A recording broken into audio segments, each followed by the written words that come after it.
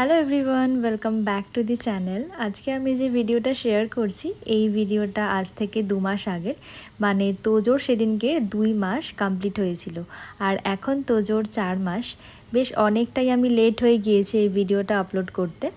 Actually আমার মনেই ছিল না, অনেক ক্লিপিংস নেওয়া থাকে বাট আমি ভুলে যাই আপলোড করতে। প্রেগনেন্সির পরে মানে আফটার ডেলিভারি প্রচণ্ড ভুলে যাওয়ার একটা স্বভাব হয়েছে, এটা সবার মধ্যেই হয় কম বেশি। তো যাদের হয় তারা জানো, তো আমারও সেম। তো যাই হোক, আর সবথেকে বড় কথা সময়ও হয় না, আজ করব কাল করব করে অনেক ডিলে হয়ে যায়। তো ভাবলাম যেহেতু ভিডিওটা তোলাই আছে তাহলে শেয়ার কেন করব না, শেয়ার করে রাখি, এটাও আমার ইউটিউবে থেকে যাবে। তো এখন হচ্ছে সন্ধ্যের টাইমেই আমি ওর ফটোশ্যুট করব ভেবেছিলাম। তো ফটোশ্যুট করার জন্য ওকে আমি ফার্স্টেই রেডি করে দিচ্ছি। একটা সুন্দর ব্লু শেডের ওকে আমি রম্পার্স পরিয়েছিলাম, আর আমার এই রম্পার্সগুলো ভীষণ পছন্দ, তো ম্যাক্সিমাম ওকে আমি রম্পার্সই পরিয়ে থাকি। তো যাই হোক, ওকে আমি ফার্স্টে রেডি করে দিলাম, আর ওর পাপা তো চলে এসেছিলো অফিস থেকে। আর আমরা ঠিক করেছিলাম যে এবারে আমরা ম্যাঙ্গো দিয়ে ফটোশ্যুট করব, মানে দুইটা অ্যাকচুয়ালি ম্যাঙ্গো দিয়ে লিখব।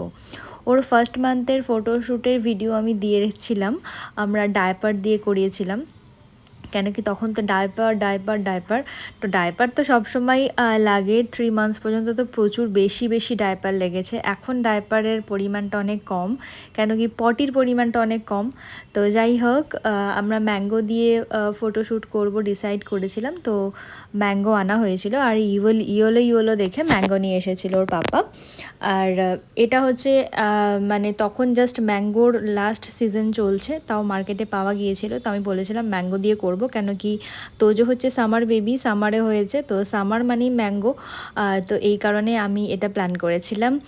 দেখো, ওকে তো রেডি করিয়েই দিয়েছি, সাথে আমিও একটু রেডি হয়েছিলাম। আর ওর পাপাকেও বললাম তুমি উপরে একটা মোটামুটি ভালো টি শার্ট পরে নাও, যাতে ওকে নিয়ে আমরা একটা ছোট্ট রিল শ্যুট করতে পারি, একটা ছোট্ট ভিডিও শ্যুট করতে পারি, আমার খুব ভালো লাগে। তো এই কারণে রেডি হয়ে গিয়েছিলাম। বাট অ্যাকচুয়ালি যা ঘটনাটা ঘটলো সেটা হচ্ছে গিয়ে তোজোর ঘুম পেয়ে গেছে, আরও প্রচণ্ড ক্র্যাঙ্কি হয়ে গিয়েছিল। ওকে আর মানে হাসানোই গেল না, ফটো তোলাই গেল না। তো অনেক চেষ্টা করছিলাম, দেখো ওর পাপা চেষ্টা করতে গিয়ে দুই ঠুই তো সব ঘেটে যাচ্ছে। তো যাই হোক, তারপরে আমিও অনেকক্ষণ চেষ্টা করলাম, বাট ও কিছুতেই থাকছে না। চুপ না করলে কি করে ফটো তুলবো, এইদিকে তো কেক ঠেক বার করে একদম রেডি। তো ফার্স্ট মান্থে ওর একটা বড় কেক এনেছিল ওর পাপা, তো এই মান্থে দুটো এরকম পেস্ট্রি এনেছে।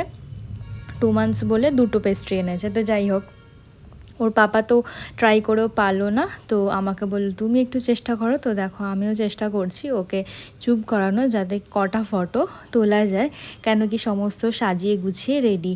বাট সেটা আর পসিবল হলো না। আর ওর পাপা কি শুরু করে দিয়েছে, দেখো ডান্স শুরু করে দিয়েছে ওকে চুপ করানোর জন্য। তো ও তো হাঁ করে দেখছে কি এটা হচ্ছে।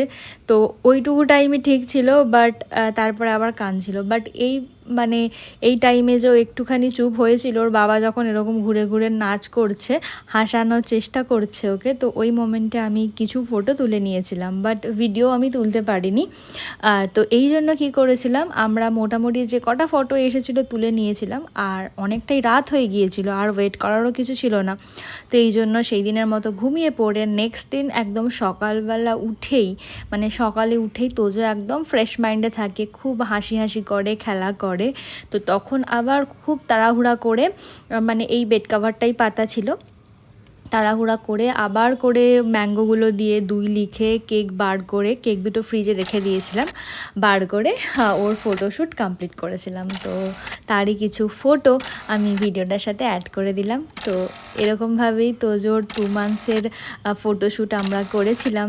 তো ব্যাপারটা হচ্ছে, ছোটো বাচ্চারা ঘুম থেকে যখন ওঠে খুব ফ্রেশ থাকে, আর তারপরে যত সময় চলে যায় আস্তে আস্তে আবার ওদের ঘুম পেয়ে যায়। যখন ঘুম পেয়ে যায় তখন আর কোনো কিছুই ভালো লাগে না। তো তোজোর ক্ষেত্রেও ঠিক সেমই হয়েছিল।